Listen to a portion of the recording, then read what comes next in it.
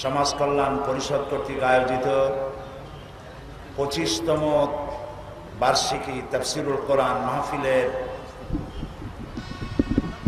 এই প্রতিষ্ঠান কর্তৃক আয়োজিত তাফসিরুল কোরআন মাহফিলের চতুর্থ দিবসে বিশেষভাবে ওলামাদের জন্য আয়োজিত মাহফিলের সম্মানিত সভাপতি বাইতুস শরফের পীর সাহেব হযরত মাওলানা শাহ কুতুবউদ্দিন সাহেব মাদ্দাজিল্লুহুল আলী, আজকের এ মোতাবাররক মাহফিলের রওনাক বখশ প্রধান অতিথি, উপমহাদেশের ইসলামী জাগরণের পুরোধা মুজাদ্দিদে জামান হযরত মাওলানা আবু বকর সিদ্দিকী আল কুরাইশি, তাঁর পুত্র হযরত মাওলানা আব্দুল হাই সিদ্দিকী রহমতুল্লাহ আলাইহের কলিজার টুকরা সন্তান, বর্তমান গদিনিসীন পীর হযরতুল আল্লাম আবুল আনসার মোহাম্মদ আব্দুল কাহ্হার সিদ্দিকী দামাত বরকাতুহুমুল আলিয়া, হাজারাত উলামায়ে কেরাম, সম্মানিত সুধীমণ্ডলী, আসসালামু আলাইকুম ওয়া রাহমাতুল্লাহি তাআলা ওয়া বারাকাতুহু। খুব ভালো হতো যদি আমরা পরস্পরের পরিচয় জানতে পারতাম, কিন্তু জোহরের রক্ত কাছাকাছি, এত মানুষের পরিচয় জানতে গেলে মাগরিব হয়ে যাবে। সেই জন্য আমি, যদি আপনারা বেয়াদবি না নেন, তাহলে একটা সংক্ষিপ্ত পরিচিতি আমি এভাবে নিতে পারি যে কওমি মাদ্রাসা থেকে দাওরায়ে হাদিস করেছেন যারা এবং আলিয়া মাদ্রাসা থেকে কামিল করেছেন যারা, তারা মেহেরবানি করে মঞ্চে এবং সামনে মেহেরবানি করে হাত উঁচু করে দেখান। আলহামদুলিল্লাহ, হাত নামান। বিভিন্ন কওমি মাদ্রাসার মুহতামিম এবং কামিল মাদ্রাসার অধ্যক্ষ, ফাজিল মাদ্রাসা এবং আলিম মাদ্রাসার অধ্যক্ষ যারা এসেছেন, মেহেরবানি করে একটু হাত উঁচু করে দেখান, হাত নামান। তা আমরা দেখতে পেলাম যে আল্লাহর মেহেরবানি এই মাহফিলে অসংখ্য ওলামায়ে কেরামদেরকে আল্লাহ তাআলা হাজির করে দিয়েছেন। আলহামদুলিল্লাহ, অসংখ্য এই জন্য বলছি যেহেতু সংখ্যা আমরা গণনা করতে পারিনি। এই আলোচনায়, আজকে যে আলোচনা হলো, ওলামায়ে কেরাম যা কিছু আলোচনা করেছেন প্রত্যেকেই অত্যন্ত গুরুত্বপূর্ণ বক্তব্য রেখেছেন। প্রত্যেকের বক্তব্য আমাদের কাছে হৃদয়গ্রাহী হয়েছে। আপনারা নিশ্চয়ই জানেন যে আল্লাহ তাআলা বলেছেন যে যাদেরকে ইলম দেওয়া হয়েছে মর্যাদা তাদের জন্য। ওলামাদের মর্যাদা আল্লাহ তাআলা সব থেকে বেশি বৃদ্ধি করেছেন। নবী করিম সাল্লাল্লাহু আলাইহি ওয়াসাল্লাম বলেছেন, ফদলুল আলেমে আলাল আবেদে কাফদলি আলা আদনাকুম, আখরাজাহুল বুখারী। নবী করিম সাল্লাল্লাহু আলাইহি ওয়াসাল্লাম বলেছেন, সাধারণ মানুষের ওপরে ওলামাদের মর্যাদা সেই রকম, গোটা উম্মতের ওপরে আমি নবীর মর্যাদা যেরকম। নবী করিম সাল্লাল্লাহু আলাইহি ওয়াসাল্লাম আরো বলেছেন, আকাশের মধ্যে তারকাপুঞ্জের মধ্যে, আকাশে তারকাপুঞ্জের মধ্যে পূর্ণিমার চাঁদের যে মর্যাদা, উম্মতের ভেতরে আমার আলেমদের সেই মর্যাদা। যে আল্লাহ তাআলা আমাদেরকে, যারা আলিম, আমি নিজেকে কোনো বড় আলেম বা ছোট আলেম আমি নিজেকে মনে করি না, আমি নিজেকে তালিবে ইলম মনে করি। উহিব্বুস সালিহিনা ওয়া লাস্তু মিনহুম লাআল্লাহু ইয়ারযুকুনি সালাহা। আমি সালিহিনদের মধ্যে শামিল হতে পারি নাই, কিন্তু সালিহিনদেরকে ভালোবাসি, ওলামাদেরকে ভালোবাসি এবং আল্লাহর কাছে আশা করি কিয়ামতের জন্য সেই কাতারে এ অযোগ্য, এ নগণ্য বান্দাকে আল্লাহ যেন সালেহিনদের মধ্যে শামিল করেন। ওলামাদেরকে আল্লাহ রাব্বুল আলামিন অনেক মর্যাদা দিয়েছেন, সেই মর্যাদা তারা অনুধাবন করতে পারেন না। হীনমন্যতার কারণে, পারিপার্শ্বিকতার কারণে, ছোটখাটো বিষয় নিয়ে ঝগড়াঝাটির কারণে। নইলে ইতিহাস সাক্ষী, সেই ব্রিটিশ খেদাও আন্দোলন থেকে শুরু করে 2001 সালের 1 অক্টোবরের নির্বাচন পর্যন্ত ওলামারা যেখানে ঐক্যবদ্ধ হয়েছে সেখানেই বিজয় এসেছে। আমরা লক্ষ্য করে দেখেছি, আফগানিস্তান যুদ্ধ করল রাশিয়ার সাথে। এটি একটি অসম যুদ্ধ ছিল। আমার ভাষা আমি তখন বলতাম যে যুদ্ধ হচ্ছে নবজাতক শিশুর সঙ্গে সিন্দাবাদের বিরাট দৈত্যের সাথে। ওদের মডার্ন অস্ত্রপাতি আর আফগান মুজাহিদদের কাছে হলো নূহ আলাইহিস সালামের জামানায় বন্যায় ভিজানো গাদা বন্দুক। এই দিয়ে তারা লড়লেন। সেই লড়াইয়ে দেখা গেল রাশিয়ার মতো বিশাল দৈত্য কুপকাত হয়ে গেল, আর আল্লাহ তাআলা আফগান মুজাহিদিনদেরকে জিতিয়ে দিলেন। কেন দিয়েছিলেন? কারণ যুদ্ধ যখন লাগলো তখন সবাই পালানো শুরু করলো। ওই দেশটা জঙ্গল আর পাহাড় দিয়ে ভরা, সব পাহাড়ে জঙ্গলে সব পালাতে শুরু করলো। পালায় গিয়ে দেখলো ওলামারা সব এক জায়গায় এসে গেছে। ওই সব ওলামা যারা একজন আর একজনকে দেখতে পারে না, দেখলেই রুমাল দিয়ে মুখ ঢাকে, সালাম দিলে জবাব দেয় না। ফতোয়া দিয়েছিল সে কাফের 5 কারণে, উনি কাফের 3 কারণে, আর উনি কাফের 17 কারণে। এদেরকে যারা কাফের না মনে করে তারাও কাফের। আর ওই সব কাফের মরে গেলে তাদের কবরের উপর যে ঘাস হয় সেই ঘাস যে গরুতে খায় সে গরুও কাফের। এই রকমের ফতোয়াবাজি যারা করছিল তারা পাহাড়ে জঙ্গলে সব একজনের সঙ্গে আর একজনের দেখা হয়ে গেল, সালাম করলো, কোলাকুলি করলো। ব্যাপারটা ছিল এরকম, একজন বলছিল যে আমার ছেলেরা গেল মামু বাড়ি, মেয়েরা গেল নানা বাড়ি, বউ গেল তার বাপের বাড়ি, আমি গেলাম আমার শ্বশুর বাড়ি, যাই দেখি আমরা সব এক জায়গায়। এখন জঙ্গলের ভিতরে গিয়ে আলেম ওলামা, সুন্নি বেদাতি, এইটা সেইটা সব এক জায়গায় হয়ে গেছে, কোলাকুলি শুরু হয়েছে। বলল যদি এই কোলাকুলি আগে করতাম তাহলে তো রাশিয়ার ভূত আমাদের ঘাড়ে চড়তে পারত না। সুতরাং 9 বছর যুদ্ধ চলল। এই 9 বছরের অসম যুদ্ধে ওলামাদের ঐক্যের কারণেই আল্লাহ পাক আফগানের মুসলমানদেরকে ইসলামী রাষ্ট্র প্রতিষ্ঠার সুযোগ করে দিয়েছিলেন। আবার যে পতন ঘটল, তাও মুজাহিদ আলেমদের মধ্যে যখন তাফরিকার সৃষ্টি হলো, ইখতিলাফ তৈরি হলো, একে অপরকে সন্দেহ করলো, দেখতে পারলো না, ভালো লাগলো না, সালাম কালাম করলো না, আবার কপাল পুড়লো, আবার বুশ এসে এদের হুশ নষ্ট করে দিল। আফগান আবার চলে গেল আরেকজনের দখলে। ঠিক এমনি করে ইরানের মুসলমানেরা, তাদের সাথে আমাদের আকীদার অনেক বেশ কম আছে, কিন্তু তারা যখন ঐক্যবদ্ধ হলো, ইরানের ওলামারা, আয়াতুল্লাহরা যখন ঐক্যবদ্ধ হলেন, তখন আমেরিকার মতো বিরাট পরাশক্তিকে তারা পদানত করে ইসলামী রাষ্ট্র, তাদের ভাষায় তারা ইসলামী রাষ্ট্র প্রতিষ্ঠা করতে সক্ষম হয়েছে এবং আমেরিকাকে পদানত করেছে। এখানে আয়াতুল্লাহ খমিনীর একটি কথা আমার মনে পড়ে, কি সাহস তার! ইমান আকীদা যাই থাকুক, আকীদার প্রশ্নে আমরা আপোস করব না, কিন্তু এই কথাটা তো বলতেই পারি। যখন আমেরিকা তাকে বলেছিল যে আমার দূতাবাস থেকে যে 56 জনকে গ্রেফতার করা হয়েছে আমেরিকান, এদেরকে ছেড়ে দাও, তা না হলে তোমার খাদ্য রসদ আমেরিকা থেকে যত সাহায্য যায় সব বন্ধ করে দেওয়া হবে। আয়াতুল্লাহ খমেনি জবাব দিয়েছিলেন আমেরিকান প্রেসিডেন্টকে, তুমি কারে খাবারের ভয় দেখাও? যেই জাতির বছরে 1 মাস না খাইয়া থাকা ফরজ, সেই জাতি তোমার খাবারের অপেক্ষা করবে? তোমার মতো কাফেরদের খাবারের কোনো পরোয়া আমরা করি না। মুসলমানেরা যখন ঐক্যবদ্ধ হয়েছিলেন, আল্লাহ তাদেরকে বিজয় দান করেছিলেন সেখানে।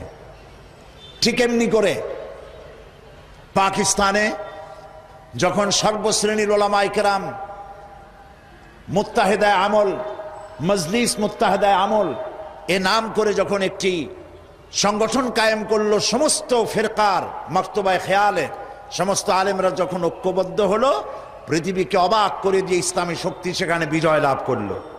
ঠিক অনুরূপভাবে বাংলাদেশ বিগত সরকার এইখানে অত্যাচার করেছে আলেমদের উপরে, এবং সবচাইতে বেশি দুশ্মনী করেছে তারা আলেমদের সাথে। আলেমরা ছিল তাদের জীবনের দুশ্মন।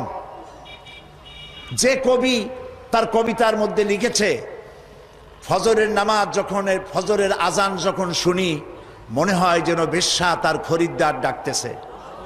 নাউজুবিল্লাহ।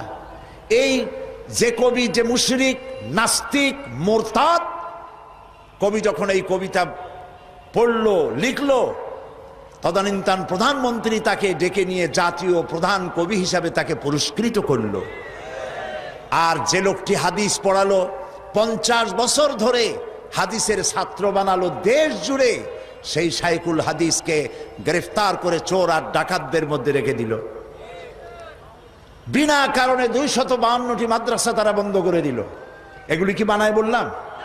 এই মঞ্চে বসে আমি বলেছিলাম তাদের আমলে, নিশ্চয়ই আপনাদের মনে থাকার কথা, গারাঙ্গিয়া মাদ্রাসারে ভুয়া মাদ্রাসা বানাইছিল তারা। আমি বলেছিলাম গারাঙ্গিয়া মাদ্রাসা যদি ভুয়া হয় তাহলে তুমি সরকার, তুমিও ভুয়া সরকার।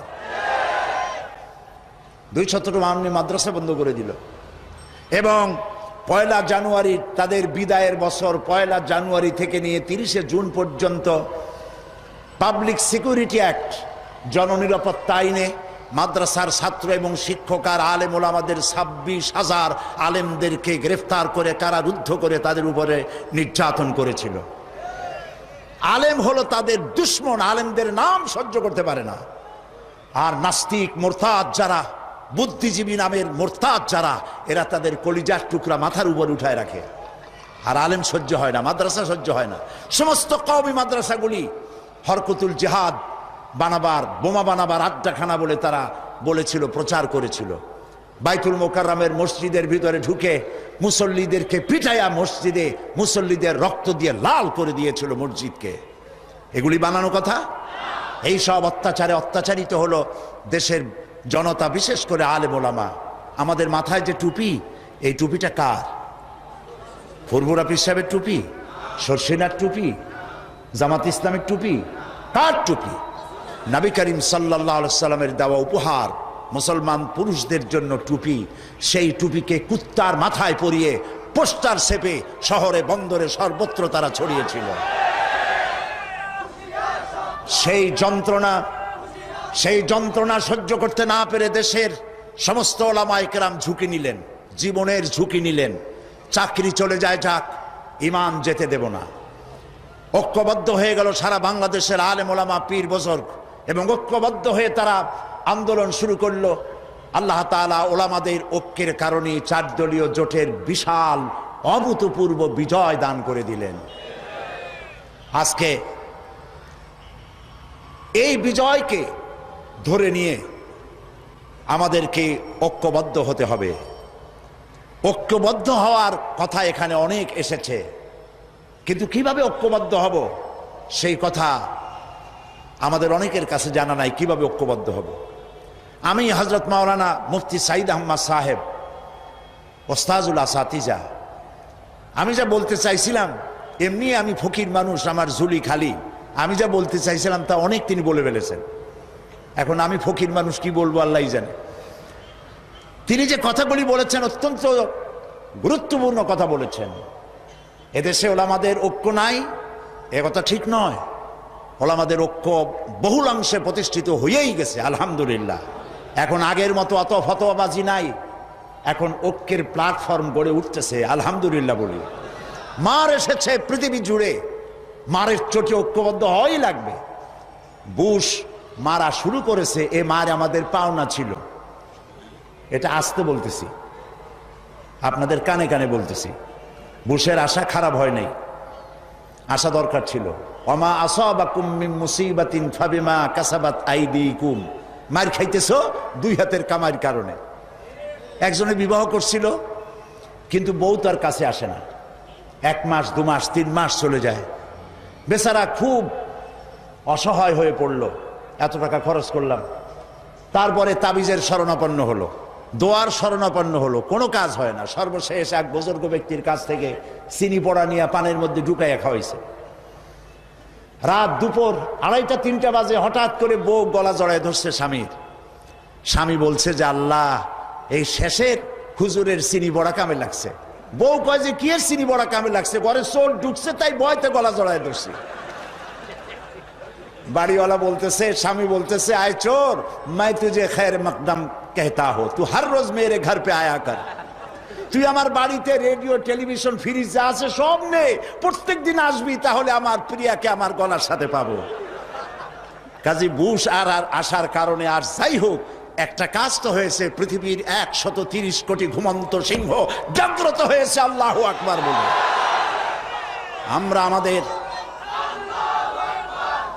আমরা আমাদের শত্রুকে চিনেছি। শত্রু চিনতে পারেন নাই? আমরা আমাদের শত্রুকে চিনেছি। ঐক্যবদ্ধ হতে হবে। আজ ঐক্যবদ্ধ হতে পারলেই আমরা আল্লাহ তাআলার সাহায্য পাবো। আর সাহায্য এখন এই জন্য পাই না যেহেতু হক কথা বলি না। হযরত মাওলানা মুফতি সাঈদ আহমদ সাহেব, আল্লাহ তাকে হায়াতে তাইয়্যিবা সেহাতে কুল্লিয়া দিন, শিরক এবং বিদআতের বিরুদ্ধে এক বজ্র কঠিন কণ্ঠস্বর আল্লাহ তাকে দান করেছেন কোরআন হাদিস দিয়ে বোঝাবার। দেশে আজ তাওহীদের বিরুদ্ধে কাজ চলছে, শিরকের ছড়াছড়ি চলছে। আমরা কথা বলছি না চাকরির ভয়, যে কথা তিনি বলেছেন, ইমামতি চলে যাবে, ওয়াজের দাওয়াত হবে না, নইলে কেন কথা বলতে পারি না? মাইজ ভান্ডারী, সুরেশ্বরী, চন্দ্রপাড়ায় যা হয় সব শিরক এবং বিদআতে ভরা। আজ বলা হচ্ছে দিন দুনিয়ার মালিক বাবা ভান্ডারী, নাউযুবিল্লাহি মিন যালিক। এই কথা যারা বলে আর যারা এই কথা বিশ্বাস করে 100% সলিড মুশরিক। শিরকের মধ্যে ডুবে গিয়েছে গোটা জাতি। আপনারা কেন কথা বলছেন না? মসজিদে কথা বলুন, চাকরি চলে যাক। ময়দানে কথা বলুন, চাকরি চলে যাক। রাসূলুল্লাহ যেখানে দান্দার মোবারক শহীদ অবস্থায় উঠবে আল্লাহর দরবারে, যেখানে রাসূলের কলিজার টুকরা মা ফাতেমার নয়নের মণি ইমাম হোসেন সমস্ত শরীরের মধ্যে অসংখ্য তীরের দাগ নিয়ে আল্লাহর দরবারে উঠবেন, হযরতে হামজা কলিজা ফাটা অবস্থায় আল্লাহর দরবারে উঠবেন, সাহাবায়ে কেরাম রক্তাক্ত দাগ নিয়ে আল্লাহর দরবারে উঠবে, তখন নাদুস নুদুস চেহারা নিয়ে আল্লাহ রাসূলের সামনে কিভাবে দাঁড়াবেন? প্রয়োজন হলে জেলে যান, প্রয়োজন হলে মার খান। এই মাজারের বিরুদ্ধে কথা বলুন, এই সব ভণ্ড অলিদের বিরুদ্ধে কথা বলুন। বাইরের দেশ থেকে সাজাইয়া মূর্খ এক লোককে এনে নাহনুমায় শরিয়াত বানানো হয়েছে এই দেশে। লেখা জানে না, পড়া জানে না, ইলম নাই, কালাম নাই, তার নিজের দেশের কেউ তাকে চেনে না। মানুষদেরকে ধোঁকা দেওয়ার সুযোগ আর নাই। থামেন, সোজা দেওয়া, ধোঁকা দেওয়া বন্ধ করে দিতে হবে। আজ পীর পূজা, মাজার পূজায় গোটা দেশ শিরকের মধ্যে মুবতালা হয়ে যাচ্ছে। কথা বলতে হবে, জীবনকে বাজি রাখুন, কথা বলুন। আল্লাহর ওলিরা আসছিলেন, যে জিনিস যত ভালো তার নকল বেরোয় তত তাড়াতাড়ি। পীর মুরিদি খারাপ জিনিস ছিল না। হযরত খাজা মঈনুদ্দিন চিশতি রহমাতুল্লাহ আলাইহ একদিকে পীর মুরিদি করেছেন, আর একদিকে পৃথ্বীরাজের বিরুদ্ধে তিনি লড়াই করেছেন, এবং সেই যুদ্ধ করে গোয়ালিয়ার, পান্ডুয়া এবং আজমিরে মুসলিম রাজত্বের সূত্রপাত করেছেন, যা মোহাম্মদ ঘোরির মতো বাদশার পক্ষে সম্ভব হয় নাই। মুজাদ্দাদিয়া তরিকার পীর হযরত মুজাদ্দিদ আল ফিসানি রহমতুল্লাহ আলাইহে সম্রাট আকবর এবং জাহাঙ্গীরের বিরুদ্ধে লড়াই করে তিনি কারাবরণ করেছেন। শাহজালাল রহমতুল্লাহ আলাই গৌর গোবিন্দের বিরুদ্ধে লড়াই করেছেন। হযরতে খান জাহান আলী রহমতুল্লাহ আলাইহে লড়াই করেছেন। এখনো ফিলখানা আছে বাগেরহাটে, বলা হয় পিলখানা, আসলে নাম হলো ফিলখানা। হাতির যুদ্ধ হয়েছিল সেখানে। তারা শুধু হাত পাতা এরকম নেন নাই, এরকম করে মানুষকে দিয়েছেন। তারা বিরাট বিরাট পুকুর খনন করেছেন, মানুষের পানির ব্যবস্থা করেছেন, সুপেয় পানির ব্যবস্থা করেছেন, মসজিদ গড়েছেন। যারা আজকে বিভিন্ন জায়গায় ওরসের দাবি করেন, হিন্দু মুসলমান পাইকারি দরে গিয়ে গাঁজা খায়, মদ খায় এবং মাজারে গিয়ে সেজদা দেয়, নাউযুবিল্লাহ, নাউযুবিল্লাহ। মাজারে কি চান? মুসলমানদের সাথে মাজারের কিসের সম্পর্ক? মুসলমানদের সম্পর্ক হবে মসজিদের সাথে। আর আল্লাহর ওলিদেরকে আমরা সম্মান করি। ওলি হচ্ছেন তারা যারা নাকি কথা বলতে গিয়ে জেল খাটেন, জরিমানা দেন, শুধু পকেট ভর্তি করে টাকা নেন না, কথা বলতে গিয়ে জেল জরিমার মুখোমুখি হন, ফাঁসির মঞ্চে গিয়ে দাঁড়ান, তারাই হচ্ছেন সত্যিকারের ওলিউল্লাহ। আর যারা পয়সা করি কামাই করেন, হক কথা বলেন না, হক কথা গোপন রাখেন, শুধু কদম বুসিয়ার মানুষের টাকা নিয়ে তৃপ্ত হন, তারা ওলিউল্লাহ নয়, আদুবুল্লাহ। গোটা জাতিকে কথা আজ বলতে হবে। আমাকে লোকেরা বলে, মাঝে মধ্যে বলে যে উনি পীরের বিরুদ্ধে কথা বলে। না, আমি ওই সব ব্যবসায়ী পীরের বিরুদ্ধে কথা বলি যারা মানুষের ইমানকে হরণ করে। আমি ফুরফুরা সরসিনার বিরুদ্ধে কখনো কথা বলিনি, যেহেতু তারা শিরক এবং বেদাতের বিরুদ্ধে। এই পীর সাহেব আমার পাশে বসে আছেন, ওনার দাদা, ওনার বাবা আমার বাপ চাচার পীর, আমার চাচা ফুরফুরার হজরত মুজাদ্দিদে জামান হজরত আবু বকর সিদ্দিকী রহমতুল্লাহ আলাইহির খলিফা ছিলেন। আমার আব্বা এবং আমার চাচার বহুত মুরিদ আছে আমাদের এলাকায়। উনি নিজে পত্রিকায় দিয়েছেন আমার নামে কেবলা ব্যবহার করা যাবে না।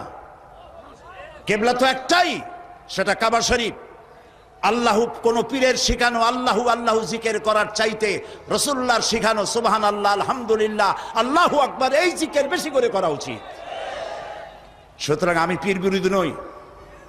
যারা হক্কানি আমি তাদের পক্ষে, আর যারা ব্যবসা করেন আমি তাদের বিপক্ষে। সুতরাং আপনাদেরকে শিরক এবং বেদাতের বিরুদ্ধে কথা বলতে হবে। গেরা শরীফ এটা কি? ইয়া আব্দুল কাদের জিলানী সাইয়ান লিল্লাহ, নাউযুবিল্লাহি মিন যালিক, এই সমস্ত পড়া হচ্ছে। হযরত আব্দুল কাদের জিলানী রাহমাতুল্লাহ আলাইহির নামে দরুদ বানানো হয়েছে। এই মঞ্চে আমি বলেছিলাম, আজকে যদি বড় পীর সাহেব কুতুবে রব্বানি মাহবুবে সুবহানী শেখ মহিউদ্দিন আব্দুল কাদের জিলানী রাহমাতুল্লাহ আলাইহি বেঁচে থাকতেন, এই গেরা শরীফ যারা করে জুতা দিয়া মুখের উপরে তিনি পিটাতেন। সুতরাং বেদাতকে ছেড়ে দিতে হবে, বেদাতের বিরুদ্ধে বজ্রকণ্ঠ হয়ে জীবন দিয়ে কথা বলতে হবে। তাওহীদের পক্ষে কথা বলুন, শিরকের বিরুদ্ধে আর বেদাতের বিরুদ্ধে কথা বলুন। সেই সাথে আমি 5টি কথা বলতে চাই যা আপনারা করবেন। আপনারা জানেন, জানা কথাগুলি স্মরণ করিয়ে দিই। তাওহীদ প্রতিষ্ঠার পক্ষে কথা বলুন, শিরকের বিরুদ্ধে বেদাতের বিরুদ্ধে কথা বলুন, এবং নারীর অধিকারের কথা বলুন।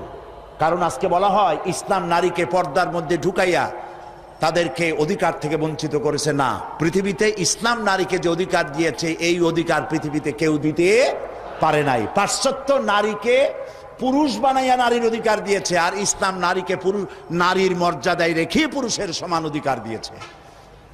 আমি সে কথা আগামীকাল রাত্রে বলবো এখানে ইনশাআল্লাহ। সুতরাং নারীর অধিকারের কথা বলুন, অমুসলিম নাগরিকদের অধিকারের কথা বলুন। ইসলাম যে অমুসলিম নাগরিকদের ব্যাপারে কথা বলেছে, সাম্প্রদায়িক সম্প্রীতির কথা বলেছে, সে কথাগুলিও আপনারা বলুন। এবং নিজের জ্ঞানকে, এইসব কথা বলার জন্য নিজের জ্ঞানকে শানিত করতে হবে, নিজের জ্ঞানকে সমৃদ্ধ করতে হবে। কিতাবুত তাওহীদ পড়ুন, আকীদাতুত তাহাবিয়া পড়ুন। নিজে আকীদা কেমন হওয়া উচিত রাসূলের প্রতি, সাহাবায়ে কিরামদের প্রতি, এবং আল্লাহর ওয়াহদানিয়তের প্রতি, তার জাতের প্রতি আকীদা কেমন হওয়া উচিত, এসব কিতাবপত্র, হাদিস, কোরআন বেশি করে পড়ে মানুষের কাছে এই কথাগুলি আমরা যত বেশি বলতে পারবো ততই আমাদের জন্য কল্যাণ হবে। হাজারাত উলামায়ে কেরাম, যেহেতু নামাজের ওয়াক্ত সামনে, আমি আর কথা বলতে চাই না। যেহেতু আরো 2 জন মুরব্বী, আমাদের মুরব্বী, তারা সহি রাহনুমাই করেন জাতির, তারা কথা বলবেন। আমার বক্তব্য এখানে শেষ করছি এই কথা বলে, আসুন আমরা ঐক্যবদ্ধ হই, আসুন আমরা ঐক্যবদ্ধ হই। কেউ ঐক্যবদ্ধ হইলাম না, এটার কোনো দাম নাই। ঐক্যবদ্ধ হওয়ার জন্য আসুন তাওহীদের উপর ঐক্যবদ্ধ হই, খাতমে নবুয়তের আকীদার উপর ঐক্যবদ্ধ হই, শিরক এবং বেদাতের বিরুদ্ধে কথা বলি, একই সুরে বলি, একসাথে বলি, জীবনকে বাজি রেখে বলি। আল্লাহ তাআলা তৌফিক আমাদেরকে দান করুন। হাদা মা ইনদি ওয়াল ইলমু ইনদাল্লাহ আলাইহি তাওয়াক্কালতু ইলাইহি উনীব। ওয়াসসালামু আলাইকুম ওয়া রাহমাতুল্লাহি তাআলা ওয়া বারাকাতুহু।